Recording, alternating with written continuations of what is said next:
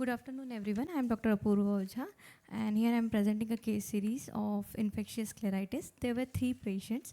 Out of them, 2 cases have similar finding. In case 1 and 2, both of them presented with history of redness, watering, and severe pain. In the second case, there was a history of trauma along with the symptoms. Best corrected visual acuity in case 1 was 6 by 12 and 6, and other case 6 by 9 and 6. Pupils were normal, and anterior segment shows diffuse scleritis with whitish pointing lesion which were changing its places. In the second case, sclera showed true granular white nodules of 3 mm with scleral thinning and uveal show. In both the cases, we have started them on antibiotics, steroids, and a cycloplegic. Investigations like ESR, CRP, BSL, and P-ANCA, C-ANCA, and chest X-ray sent. Tuberculin test was also done, and all the tests were negative. This was done to rule out the autoimmune causes. After the physician clearance, steroids were started. In case 1, you can see the pointing lesions, and the cornea were showing fine non-pigmented KPs, and there was no reaction in AC. In case 2, there were 2 granular white nodules of 3 mm size, and there was scleral thinning and uveal show present. Cornea was clear. In case 1, we have taken the discharge and sent them for gram stain, ZN stain, and KOS smear preparation, and fortified amikacin drops were started along with steroids. Culture showed Klebsiella pneumoniae, and along with amikacin, ciprofloxacin tablets were started.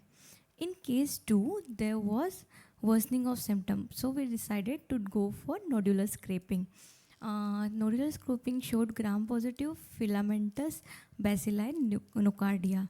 So we started the patient on sulfamethoxazole and trimethoprim combination along with topical amikacin eye drops. Patient responded to the treatment, and now patient posted for scleral patch and graft. Case 3 was slightly different. Presentation was similar, but best corrected visual acuity was 6 by 6 parts and N6.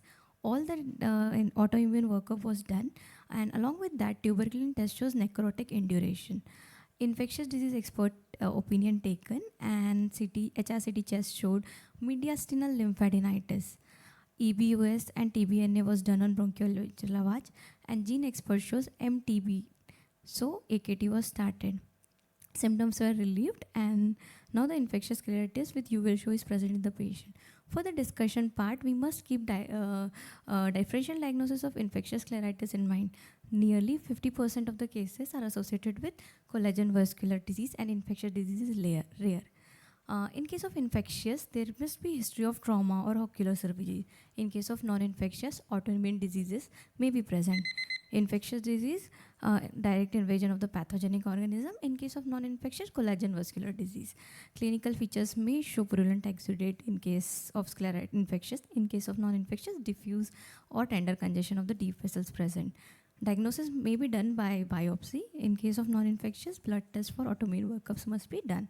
In case of infectious, antimicrobial therapy along with steroids can be given.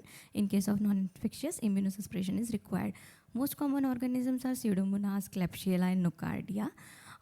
Bacterial infections tends to present more acutely, whereas infections due to fungi, Nocardia, and microbial are more indolent in onset and presentation. Debridement of infected nodules or ulcer may be done for the definitive diagnosis. An early clinical suspicion of the infectious origin, identification of the infecting organism, and appropriate medical and surgical therapy could have good tectonic and visual outcome. Thank you.